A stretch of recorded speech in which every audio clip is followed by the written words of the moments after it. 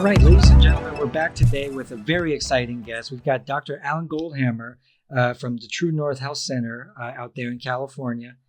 How you doing today, Dr. Alan? Doing great. He is an incredible human being who has trying to turn people onto the plant-based diet and try to explain to people how to live better lives. Is that a fair assessment? I think it is. All right. So I'll just tear into these questions real quick. So, we're surrounded by all kinds of unhealthy and healthy choices as far as food. What's this thing called the pleasure trap? What is that? And how do we get stuck in it? Yeah, the pleasure trap's the hidden force that undermines health and happiness. It's the reason why people are fat, sick, and miserable. When it comes to dietary issues, the dietary pleasure trap involves the artificial stimulation of dopamine in our brain. Dopamine is the neurochemical associated with pleasure.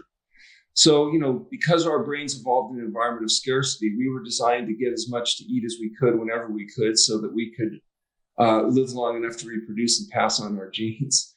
And in the world of our ancestors, that was an environment of scarcity.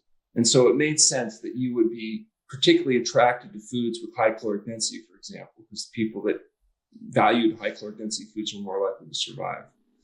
The bottom line is we don't live in the environment of our ancient ancestors. We don't live in that environment of scarcity. We live in an environment of excess because of human innovation. And now we have highly processed foods whose caloric density is much higher than anything we would see routinely in nature. And as a consequence, our pleasure trap mechanisms, that is the desire to seek highly concentrated food, are activated. And when we do that, and we eat these artificially concentrated foods, our brain says, that's a great idea, keep it up. And then we develop obesity, and we develop metabolic syndrome, and then we die from diseases that used to be rare but are now common. In fact, these diseases like heart disease, high blood pressure, diabetes, autoimmune diseases, cancers like lymphoma, used to be so rare that the only people that were known to have them were called kings. And now we all get to have diseases of kings if we overindulge. And so basically what happens is you have humans living in an environment with artificially concentrated foods, highly processed fractionated foods, that overeat, become overweight, develop metabolic syndrome, and die needlessly, prematurely from a certain class of diseases. And those diseases, make up about 80% of the premature death: heart disease, diabetes, autoimmune disease, and cancer. And so the trick is, how can we escape that pleasure trap? It's easy to fall into it. Just do what feels good. And to get out, though, is a little bit more tricky process. And that's why we wrote the book, The Pleasure Trap, how to master the hidden force that undermines health and happiness.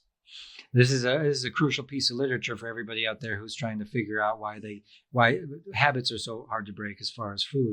It is a disturbing book because it doesn't tell people what they want to hear. It tells them what they actually need to know to get and stay healthy. Yeah. True. And a part of that is controlling what you put in your mouth. If you don't control what you put in your mouth, it's very difficult to control obesity and overweight, and it's very difficult to prevent metabolic syndrome. In fact, today, 70% of people are now overweight or obese. I mean, if you're not overweight, you're abnormal. Yeah. I go to the thrift store and try to pick out an outfit. There's nothing that fits me there. All the secondhand clothes.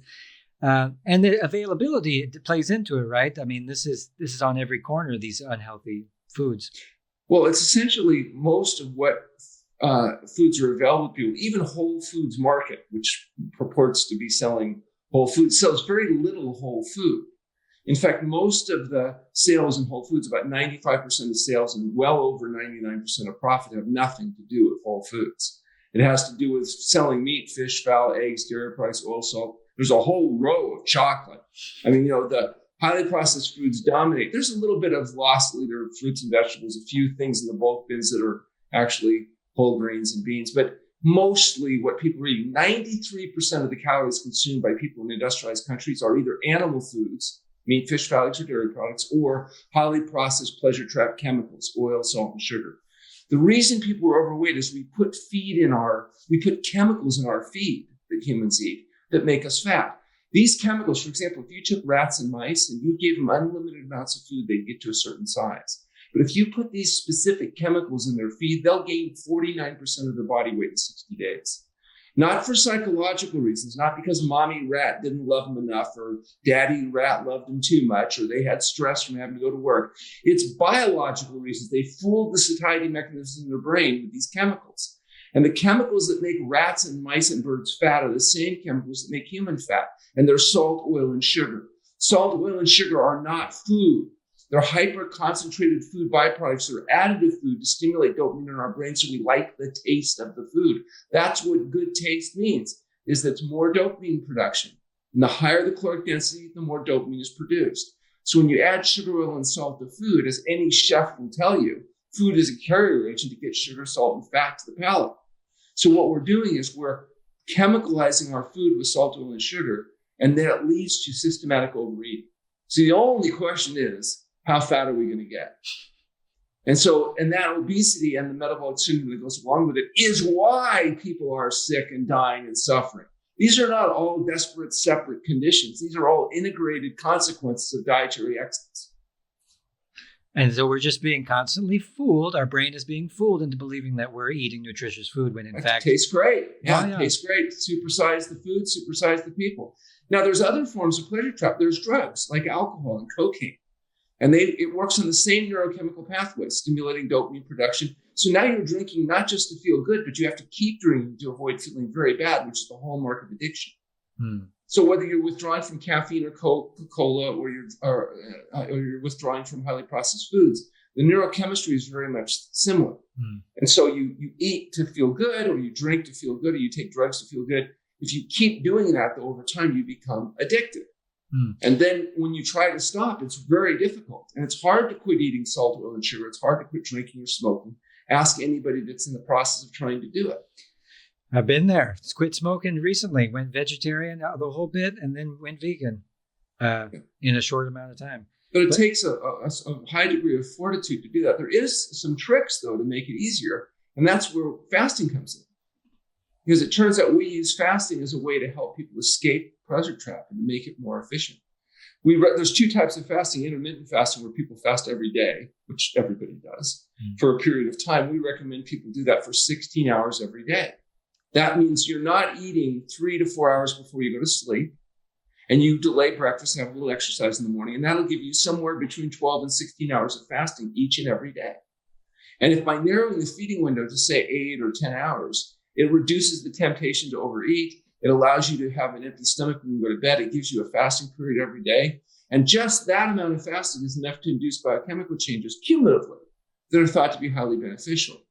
And then the other type of fasting is what we do at the TrueNorth Health Center, long-term medically supervised water-only fasting, where we take patients from anywhere from 2 to 40 days on water only. Wow. And so they're having nothing to eat, nothing to drink except pure water for a period up to 40 days. And when you do that, not surprisingly, the conditions of dietary excess reverse themselves. Obviously, obesity goes away because you lose a pound a day. And now we know from studies we've published, in fact, on our website, fasting.org, people can see all of our studies, but we've published in peer-reviewed journals articles using DEXA scanners to assess what happens to the body during fasting.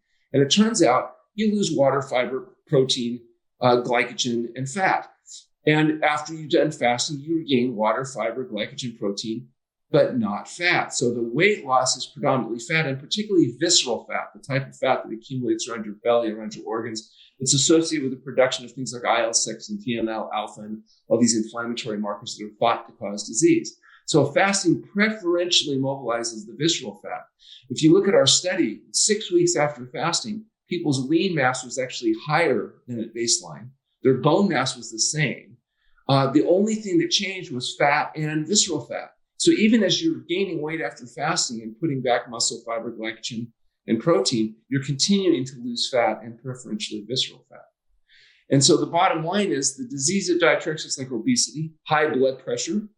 We did a study also published on the website, 174 consecutive patients with high blood pressure, and 174 people lowered their pressure enough to eliminate the need for medication. We have the largest effects that have ever been shown in treating high blood pressure in humans in a study we did with T. Colin Campbell from Cornell University, where the average effect size in stage 3 hypertension was 60 points. A 60-point reduction on average in systolic blood pressure. And that's not taking into account the fact that many of these people's baseline pressure was on medication, and none of them were on medication at the end of the fast. We recently completed a study with Harvard, with our Mayo Clinic gentleman, Dr. Schur, where we showed 30 patients undergoing fasting, normalizing their blood pressure. We followed them at 6 weeks, and we followed them at 1 year. And we were able to show that the majority of people were able to maintain their weight loss, their blood pressure, and their drug-free status. So we know now that not only can people do it in a controlled setting like TrueNorth Health Center, but they're able to actually sustain that with what we call education, which is actually brainwashing, where you teach people to eat a whole plant food, SOS-free diet, exercise, and go to bed on time. These dangerous and radical interventions, diet, sleep, and exercise, are highly effective at resolving high blood pressure. They're also effective at reversing type 2 diabetes, where over 80% of our type 2 diabetics are able to achieve normal blood sugar without medication. We successfully manage people with autoimmune diseases like rheumatoid arthritis and ulcerative colitis and ankylosing spondylitis, psoriasis, eczema. In fact, we have a really graphic pictures of a plaque psoriasis patient we just published, showing before fasting, after fasting, and then on follow-up, showing the resolution of psoriasis and the psoriatic arthritis that oftentimes accompanies it. And also, we've been able to show success in treating certain types of cancer like lymphoma. And in fact, we recently published a paper which involved a 3-year follow-up to successful management of follicular lymphoma in a woman that underwent fasting at TrueNorth Health for 3 weeks. And now we have a 6-year follow-up that'll be coming out later in this year on the same patient. In fact, now we're collecting a lot of individual case reports because we'd like to publish a cohort and then do a clinical trial showing that this is a better way of managing this type of cancer. And this is really important that you're making the evidence on paper, because it's been a long process of you. Absolutely. But publishing in peer-reviewed journal is important because nobody's going to believe that doing nothing can work better than doing anything when it comes to treating these leading causes of death and disability. What's interesting to note about all these conditions is they're all known to be made worse or caused by dietary excess. Now, there's a lot of things that won't respond to fasting, but there are the conditions that have nothing to do with dietary excess. So we don't treat those conditions. We only want to treat people that are going to get well and make us look good. But we had 21,000 people undergo water-only fasting at the TrueNorth Health Center in the last 39 years. And of the 21,000 people that walked in to do fasting, 21,000 people have walked out. And, we're working really hard to continue our safety record. Good. And I'm glad that I know that at some point that water fasting was considered dangerous, and that it's been a long road. And listen, people think if you get on a plane in New York and you fly all the way to California, you will die over Colorado from starvation if you don't eat those pretzels. They think the pretzels saved their life. But the reality is a thin human male, if not they should, but could fast up to 70 days. Fasting is a biological adaptation. All the humans that couldn't fast, that is, changed their brain fuel from burning glucose to burning fat, specifically beta-hydroxybutyric acid. The ones that couldn't do that, they all died. Because you know what? Spring comes late sometimes. And the human being has a huge bulbous neuron called the brain. It's our biggest burner of glucose. And it burns disproportionate amounts of glucose. Even chimpanzees, it's 2.5 times more glucose than the chimp. And chimps can't fast. If chimps wander away from the tropics and spring comes late, they're dead. That's why you'll never find chimps wandering around. Humans wandered all over the whole planet.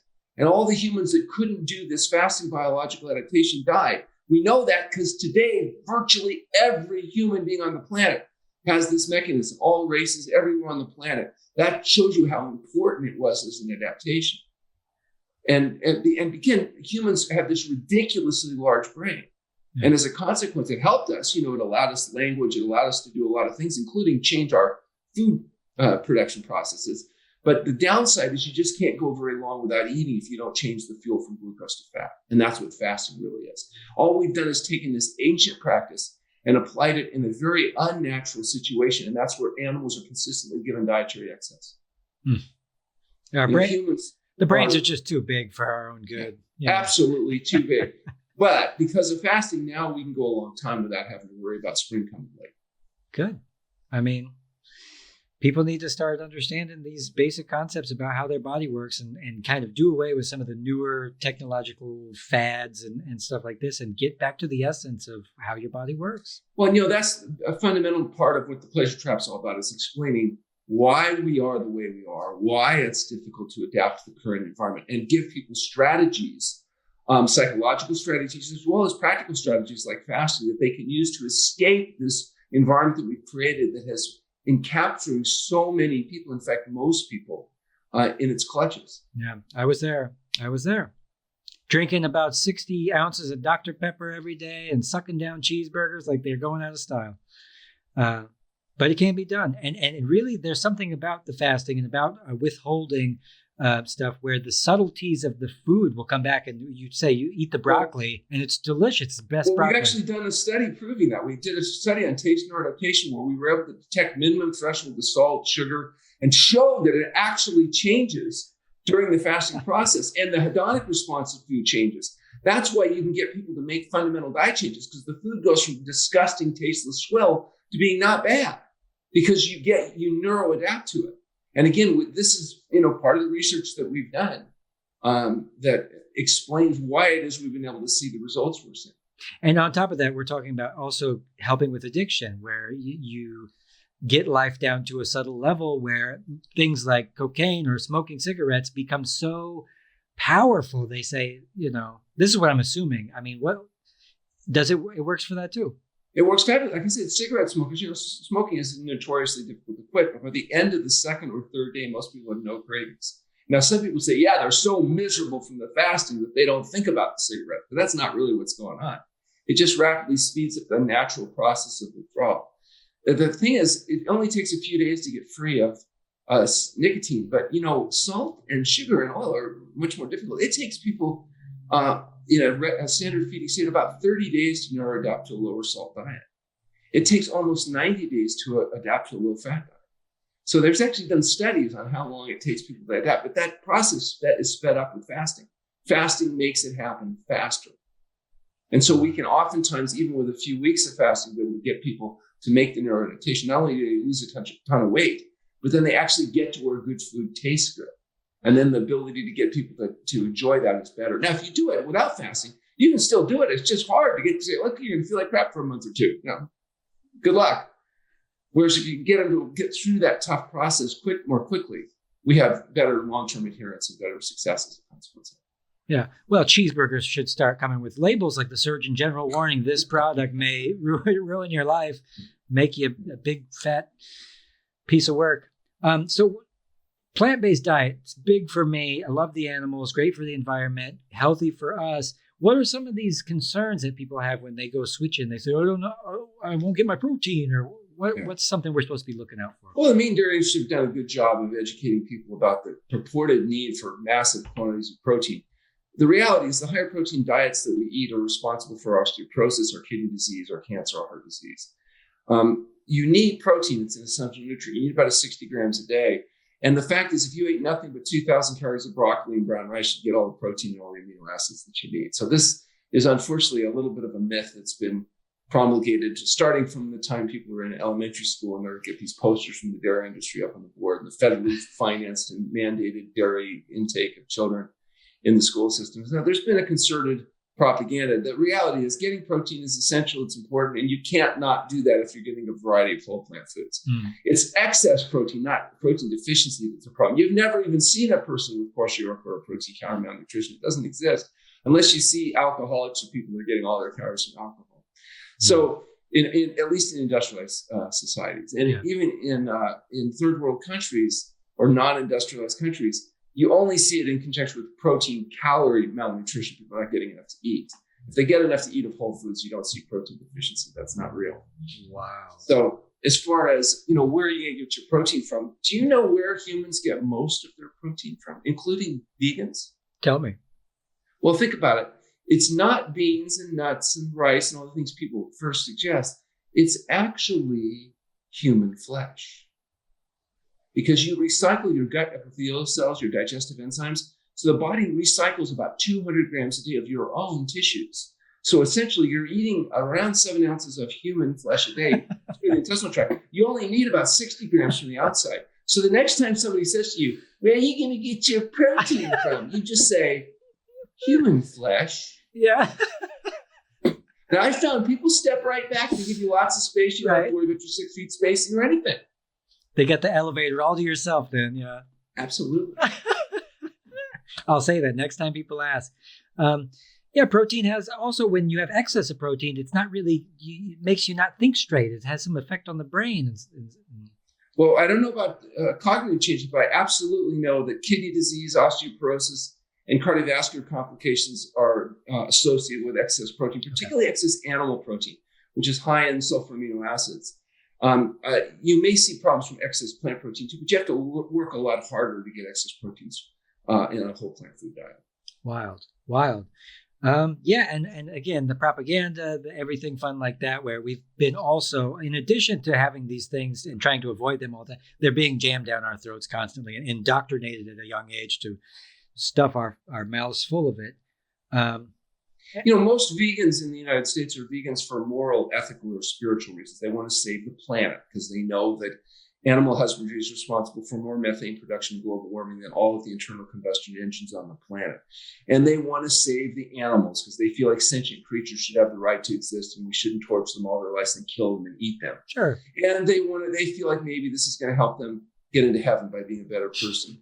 And that may be true, but it will not delay how quickly they go to heaven. Yeah. Unless they adopt an SOS-free diet, because this vegan highly processed food, as bad as meat is, some of that vegan highly processed food may be even worse. I get into trouble if I speak at vegan conferences. So I tell you, that meat's not good, but neither is all this vegan processed food. Right.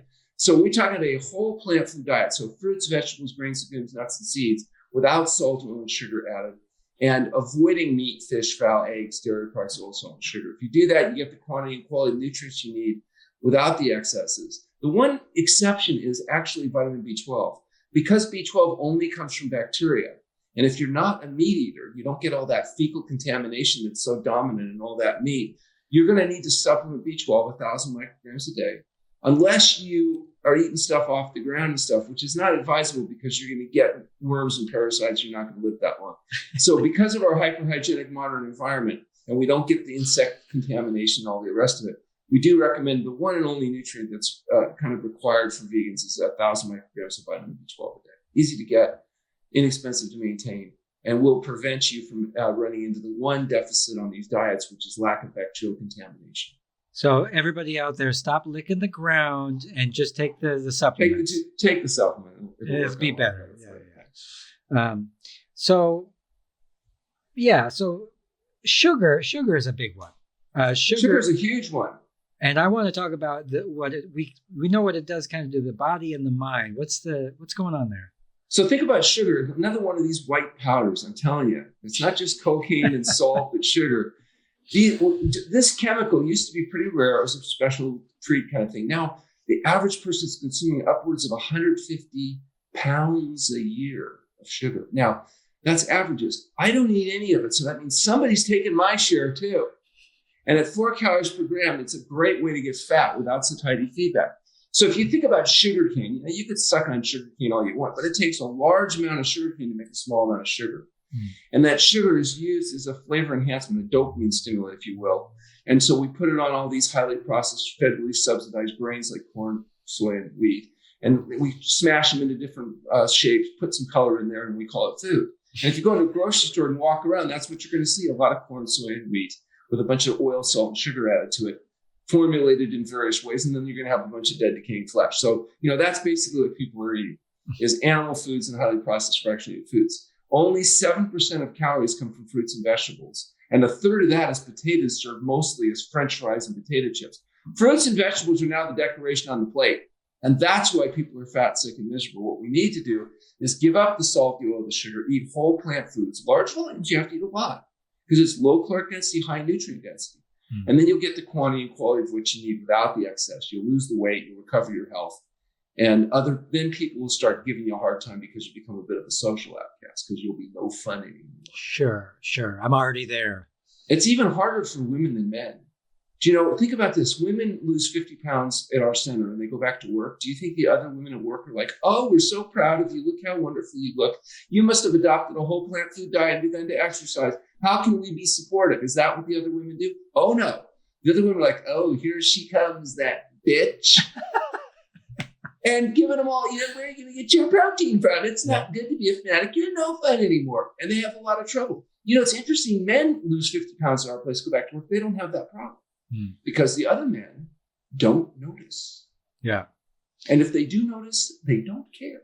Yeah. And so it's a lot easier for the men to lose the weight than it is the women. And the women have a harder time losing weight because they are full of estrogen, the female hormone that allows them to carry pregnancies. Men are full of testosterone, a fat burning hormone. Do you know if you inject testosterone into women, they lose their fat?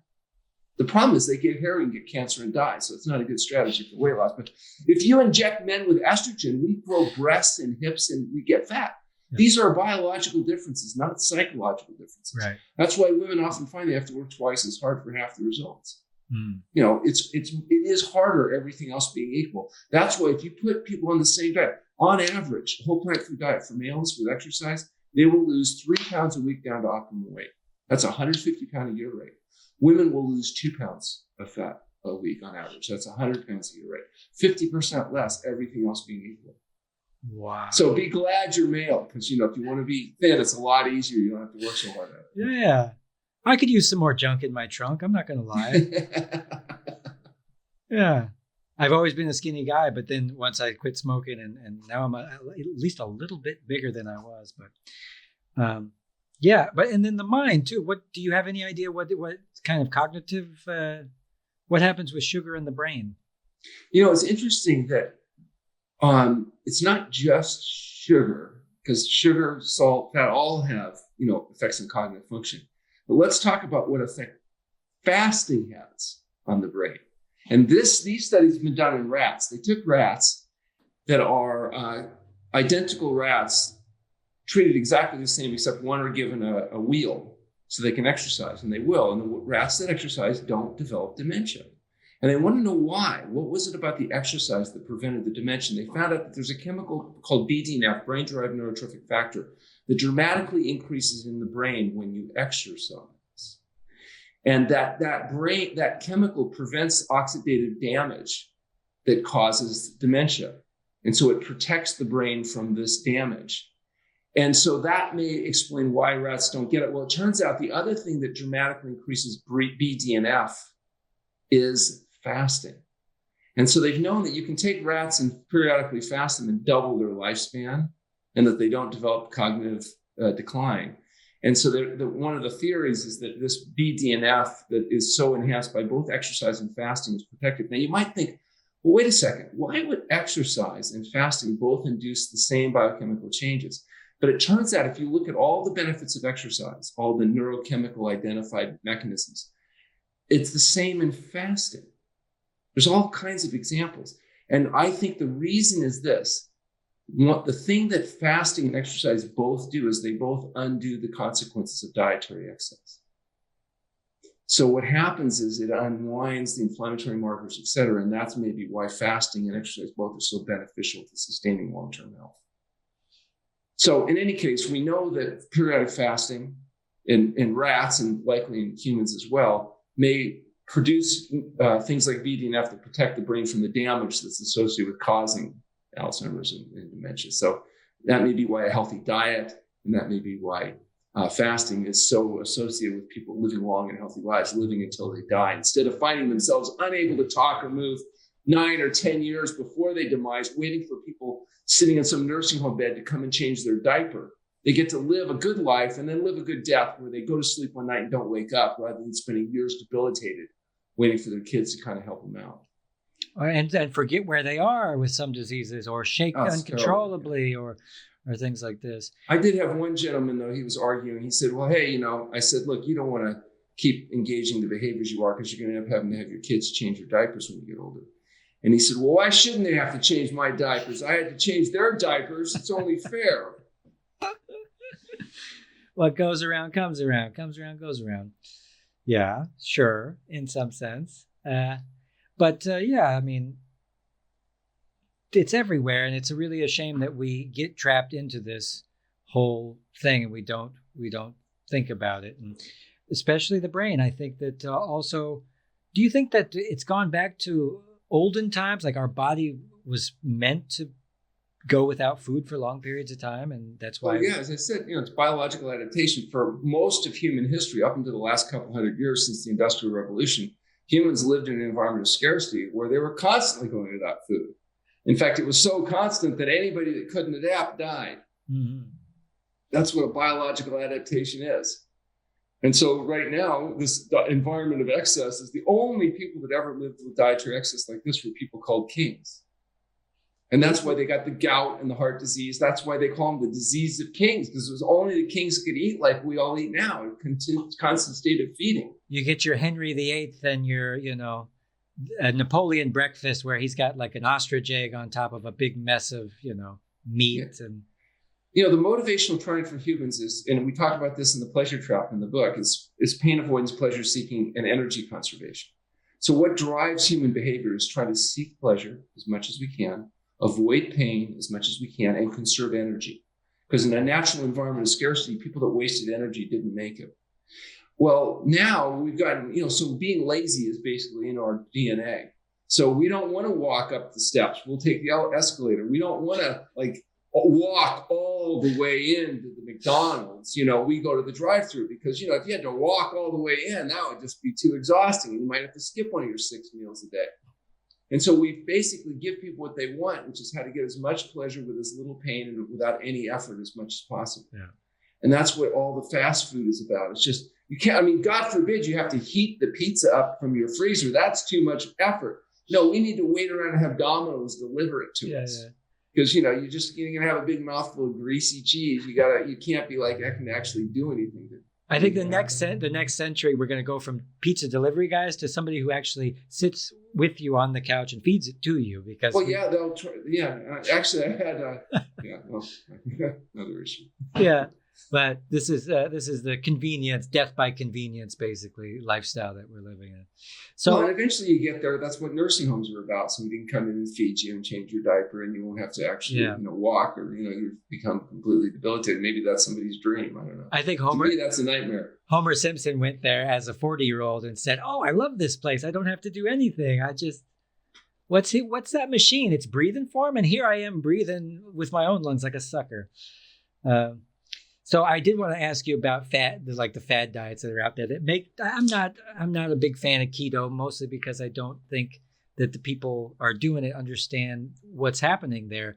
They cut out sugar, but they eat a lot of meat. So can you talk about the keto? Well, high protein, high fat diets lead to long-term demise. So what's good for short-term weight loss isn't necessarily what's going to build health. Okay. And so you can go on the dead Dr. Atkins, may his soul rest in peace. You might even lose some weight by getting the sugar out of your diet. But it's not a long-term sustainable diet. Mm-hmm. I mean, he died at 268 pounds from cardiomyopathy, but at least he wasn't a hypocrite. I'm sure he stuck to that diet till it got it. So as far as keto diets, paleo diets, there are healthier versions or less compromising versions. But again, if you just want to lose weight quickly, just get a chainsaw and cut your leg off at the hip.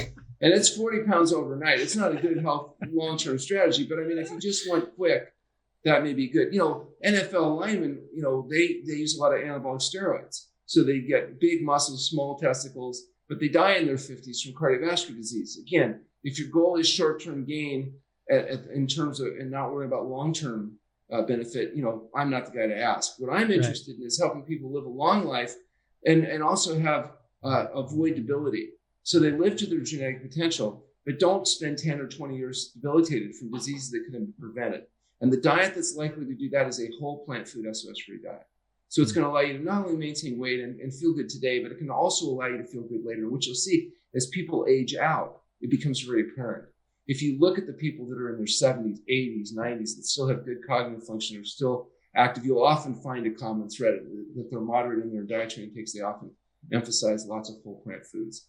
And if you look at the doctors that are in their 80s and 90s now, that have advocated whole plant food diets, you'll find there are, T. Colin Campbell, Caldwell Essel's team, all these guys, they're often thriving and into their later decades as a consequence of these dietary choices. I see it myself. I like to play basketball. I play basketball 4 times a week, usually with people that are in their 20s or 30s or occasionally in their 40s. But you don't see people in your 60s very often playing because they've aged out prematurely. I even see them in their 40s. They're already starting to, you can see them aging out. So I think that, again, you're not going to live forever, but you want to live until you die. You want to stay fully functioning. You want to stay vital. And the best chance to do that is diet, sleep, and exercise. Yeah, yeah. And I watch people just deteriorating at 40, and it's just the saddest thing you've ever seen, and especially with the American diet. Absolutely. Well, we get at the TrueNorth Health Center, we get to see people rejuvenate, though, which is really exciting. You see people coming in the early stages, preferably of deterioration, and then the body actually forgives itself, unwinds itself, and you see them restore their vigor and their function. Do you, And, do you take, you read people's cholesterol and stuff like that? Do you see it go down like crazy when they? Well, at first you'll see cholesterol go up because when you're mobilizing fatty buildup in your vessels, the only place that cholesterol plaque can go is into the bloodstream. So at first you'll see it go up and then you'll see it drop dramatically. And if you look at our studies, we have statistically significant reductions at 6 weeks, at 1 year, changes in blood lipid levels, acute phase reactive proteins, all the objective markers of aging reverse. Fasting facilitates rejuvenation. Wow. So I got to ask you off the record too, peanut butter, is it good or is it bad? I can't get a consensus. First of all, peanuts are not nuts. They are legumes, and they're often roasted. So you've got a high temperature roasting along with a high saturated fat. It's one of those foods that people like because it's convenient, because it's saturated fat. I mean, even the bugs won't eat it. It'll last. You don't have to refrigerate, you don't have to do anything. The problem is it's very often contaminated with aflatoxins, which are a liver cancer causing fungus that is common to how they process peanuts commercially. And so I would recommend, we do not use peanuts or peanut butter as a part of the diet. But nuts would be a better source. So your raw almonds, cashews filled with azonas. Although we'd recommend that those be used with moderation because they're very rich foods. I like using nuts in the shell. By the time you shell 6 walnuts, you want to move on with your day. So it's less likely to overeat it. But, when you start turning into a nut butter, it's highly processed. The oil begins to break down.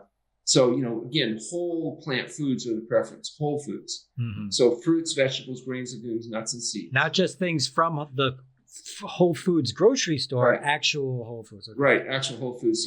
And 10% real fruit juice. Yeah. That's exciting. What's the rest? Yeah. I found they want cranberry juice. Look on the back, 80% apple juice. Yeah. Well, I want to know, you see people basically in society, they're hammering their own hand and saying, why am I so in much pain? What's going on here? How do you stay calm in a world that seems to be so set on kind of stupidity, for lack of a better word? Yeah, I have a pretty good temperament for the work I do. First of all, at TrueNorth Health Center, we're working with highly motivated, self-selected people willing to do dangerous and radical things like eat well, exercise, go to bed on time, undergo fasting. And the fact that they're coming for that gets rid of most of the people looking for magic or not willing to pay the price of actually getting healthy.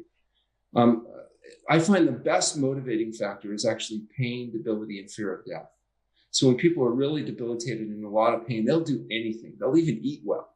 And then when they get well, it's like, it doesn't seem like such a price to be paid to give up the greasy, fatty, slimy, short-term pleasure-seeking, self-indulgent behavior that most people are living their lives on. So we get a rarefied part of the audience. Mm-hmm. I'll give you an example. We just recently did this study where we did these 1-year follow-ups, and the psychologist, Dr. Lyle, on our staff, who's probably one of the smartest people I've ever met, predicted that there would be 5% compliance long-term because of the social pressures of the pleasure trap. Mm-hmm. And I said I thought a third of the patients could maintain it long-term. And it turned out that the majority of the patients were able to maintain long-term weight loss, blood pressure control. So he was off by a factor of 10, which was the best part of the whole study. Yeah. Because he beats me mercilessly when we play basketball. We've grown up together. Oh, really? That's how I got into this. I wanted to beat him in basketball. And I thought maybe if I got healthier than he would, I'd be able to beat him. And so I started reading about this stuff, and I found out about diet and fasting, and I applied the diet, and it didn't work because he adopted the same diet and he still kicks my butt today. So it's very, very frustrating. Basketball is about whoever's taller really has an advantage. We're exactly the same size. I'm much stronger. I've got about 20 pounds on him. He's just better. In fact, it was interesting. I spent 6 months practicing free throws because I thought, that doesn't take coordination, it just takes practice. And I practiced, and I watched videos, and I got some coaching, and I, really got my technique down. And then one day, he hasn't even been playing, right? He's just working and stuff. And I said, hey, why don't we do a free throw shooting? And he says, okay, whatever. So we go out, and I don't tell him I've been working on this for 6 months, right? And I hit 48 out of 50 free throws. And I think, I got it. 48 out of 50, I got it. He starts shooting. He hits 19. He misses one. Then he hits 80 in a row. Oh, man. And of course, I'm telling him, you're such a choke, because, if you can hit 99 out of 100, why don't you just hit 100? Yeah. So, what can you do? So my exposure was a complete failure, but it did get me interested in this whole, way of approaching it. And now it's really paid off. Here we are 40 years later. And now we've gone from being criminal quacks to cutting edge researchers, because fasting's gained some notoriety and some acceptance. And so we're able to publish in some major journals, and it's actually getting a lot more fun now. Yeah. Well, they gave you a hard time at the beginning, yeah? Oh, yeah. Well, it's an ongoing challenge. Anytime you're outside the standard, one or two standard deviations outside the norm, you can expect to have some problems. And, but our patients face those same problems when they go home and they've lost all that weight and they've gotten healthy and they're becoming a bit of a social outcast as people get annoyed with their new habits. Testimonial. Yeah. It's a hard world to be healthy in right now, but that's why most people are not healthy. Yeah. If you're healthy, you're really the odd man or odd woman out right now. Yeah. We're hoping that'll change. Yeah. Well, we got to keep trying. We can't, when I say vegan, people go, oh, you're one of those crazy people that doesn't eat meat. I was like, yeah, what are you going to do?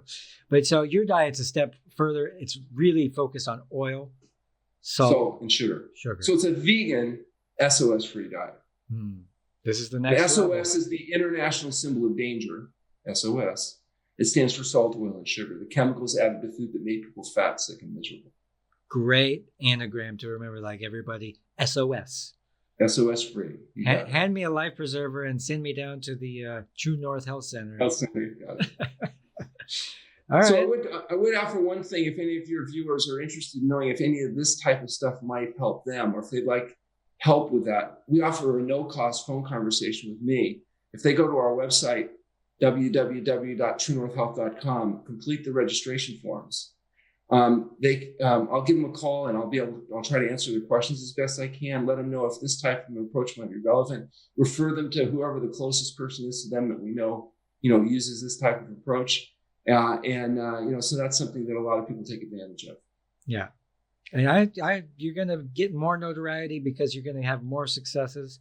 And the link is going to be in the description, everybody. Don't waste time. Get into shape. Lose some of that junk in your trunk. Call Dr. Alan Goldhamer. He's the best. All right. Well, let's wave goodbye to everybody in TV land. We'll see you. Come see you next time. Bye-bye.